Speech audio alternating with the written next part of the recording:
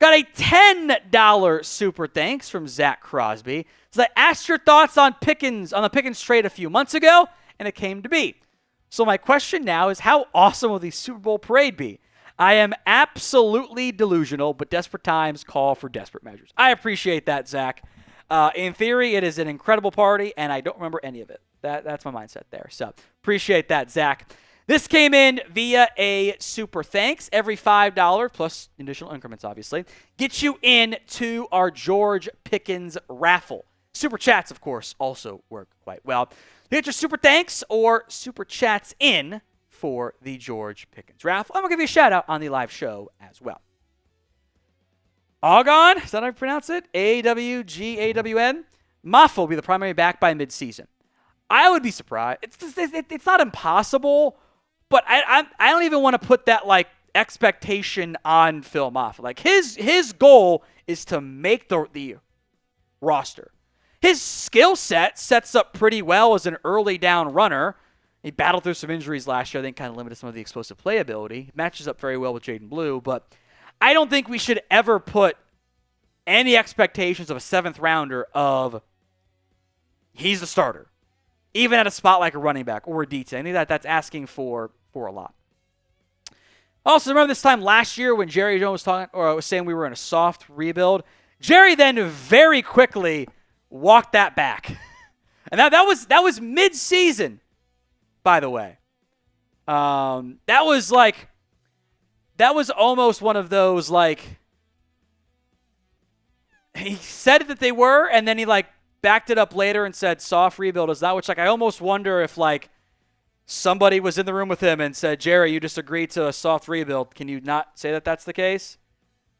Which, like, let's be honest, they weren't all in last season. It wasn't even a soft rebuild. It was like a, Mike, go prove me wrong. Like, it was almost like a vindictive, petty thing. Like, go prove him wrong type of deal. Charlie Bell, why not sign Von Miller finally? You don't need an edge. I have a tough time, like, the 90-man is easy.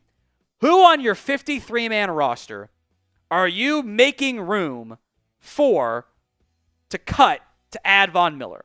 Mike is not going anywhere. Fowler's not going anywhere. You just drafted Donovan Ezeraku. Marshawn Nealon's not going anywhere. He was just a second-round pick. They signed Peyton Turner this offseason. Sam Williams is an option coming off the injury, but, like, does Von Miller want to come be edge 4? I don't know if that's what he's searching for. Plus, you've invested in all those guys.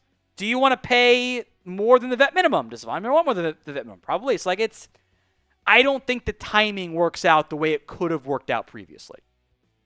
But you guys can be the GM here. It's a big name, obviously. Would you add Von Miller? Y for yes, N for no. William Cook, who is the swing tackle at this time? Great question. And specifically for Dallas, might not be one guy. Hakeem Adeniji has played all over the offensive line. So is Sadiq Charles, but they're not even guaranteed a roster spot. So I would be hesitant to give them the swing tackle job. I think the first tackle, in theory, off the bench would be Awesome Richards, but he hasn't played right tackle, really. So Ajani Cornelius could be the first guy at right tackle, or Matt Let's go, but those guys haven't played much left tackle. So it might be a spot where they carry 4 offensive tackles. 1 the backup left and 1 the backup right. But we'll see how things play out at training camp and when guys get some more situational rotation stuff that they've done a little bit of at OTAs, but haven't seen fully unveiled.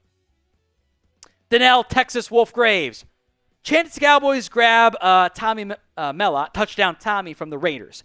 I would say low. He's not going to play quarterback in the NFL, and he was drafted in the 7th round by the Raiders. That is the touchdown Tommy. He's going to be a receiver for them. He was a 6th-round pick, actually. So maybe he gets cut. It seems a semi-unlikely. But I think he's a receiver. The Raiders keep him, and they try to make him into Edelman 2.0. From Bentley Hale, cut Wilson Hooker and sign Justin Simmons. So I actually get what you're going for there. I think you can make an argument you are both cheaper and better at safety if you do that. Now, I think that Simmons, for whatever reason, isn't as regarded as he was previously, which he's not the same guy, but why is he unsigned? Does Eberflus think he fits the system? Like, I kind of like it. It strikes me as a move the Cowboys would not make because they could have made that exact move months ago, but I like it. Like, I think you're better, and it might not be as expensive, frankly. So name a player who you want to sign.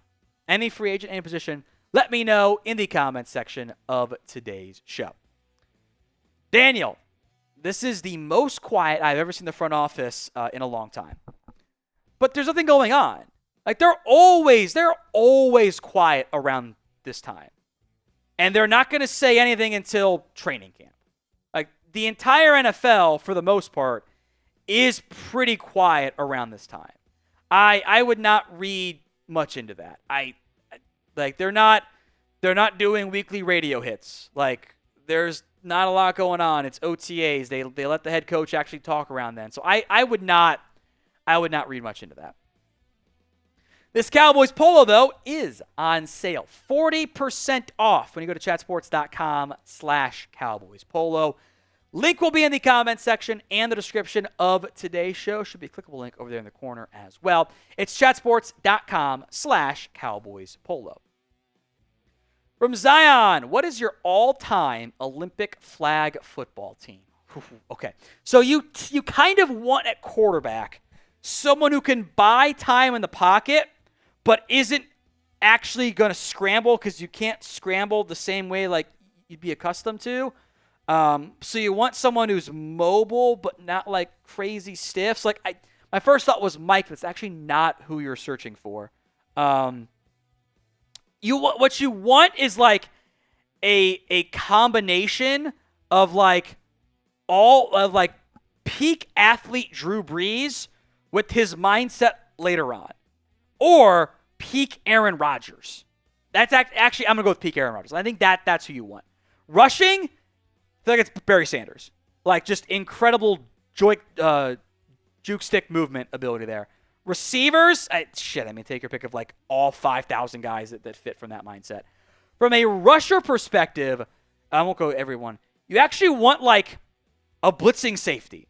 You want someone like this guy like almost like a Ronnie Lott, who like or like a Ronnie Lott and like a Charles Woodson and Deion Sanders and all these guys like, if you wanted to blitz Woodson, like he could probably do it, and Ronnie Lott could probably do it some.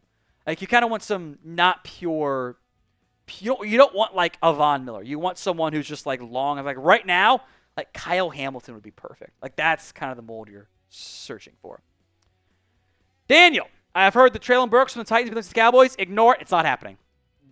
I'm sure someone said that. It's not happening. It makes no sense for Dallas. They don't need Treylon Burks at all. Travis Etienne, maybe. Again, I think him and Breece Hall are a little bit more of like potential options in camp, but like the Jags would be willing. I don't know if anyone wants to pay Etienne like the $6 million he's owed. That's an issue. Breece Hall, Jets might want to keep on to him. I do think DT and corner are also needs there. You guys get free Cowboys YouTube videos when you subscribe. YouTube.com/@CowboysTV. From Dane Gilbert, does Paris Campbell make this team? My gut says no, but maybe on the practice squad. Here's I think this plays out in the wide receiver room. Pickens is making it. Lamb's making it. Turpin's making it. Tolbert is going to make it, barring something weird. Mingo's contract says he probably makes it too. Otherwise, you're kind of paying him to not be on your team. At least one spot at most. And that could be a Brooks, could be a Flanoy. Campbell could compete there. But I could see a scenario where Campbell makes the team's practice squad.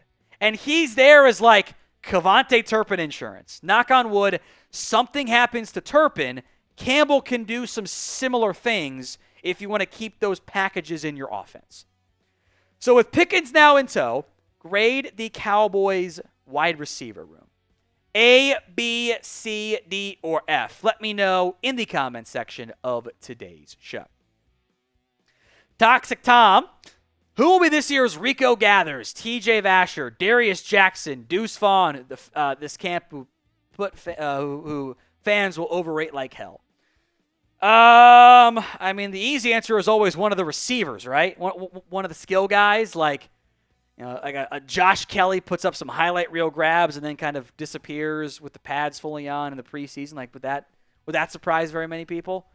I mean, I guess Deuce Vaughn's still there, so that could be an option too. All right, Matt. Will teams put their number one on CD or Pickens? Will the other always be a mismatch? I don't know how much there will be like shadowing. Lamb will play plenty in the slot. So the answer is probably based on the matchup. That's probably what ends up happening. Like when you're playing the Commanders, Lattimore might shadow, but he'll probably be more on Pickens because he does more outside corner stuff. When they're playing the Giants, depending on who you want to argue is the number one corner, whether it's Banks or Phillips, but like Banks is probably on the outside, Drew Phillips stays on the inside. Like that's kind of my gut. And Eagles, Quinyon probably plays on the outside, and maybe they let Cooper DeJean play more on nickel against Lamb. Like that's probably how it goes. It's probably a mismatch or a matchup based thing, which may or may not be a mismatch option.